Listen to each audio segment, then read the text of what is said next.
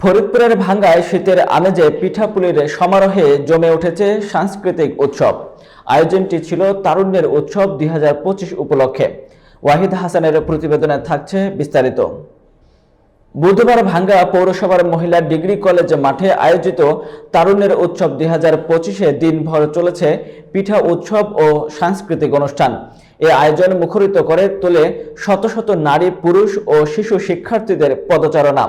দুপুর থেকে শুরু হয়ে রাত ৯:৩০ পর্যন্ত চলা এই উৎসবে গ্রামের ঐতিহ্যবাহী পিঠার স্বাদ ও সংস্কৃতির আবহে মুগ্ধ হন অংশগ্রহণকারীরা। মহিলা ডিগ্রি কলেজের শিক্ষকগণ এবং লায়ন্স ইন্টারন্যাশনাল স্কুলের অভিভাবকদের যৌথ উদ্যোগে ব্যতিক্রমী এই আয়োজনটি প্রাণবন্ত হয়ে ওঠে।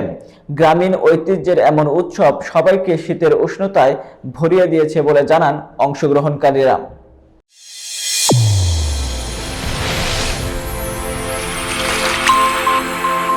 চ্যানেল A1 হৃদয়ের স্পন্দন।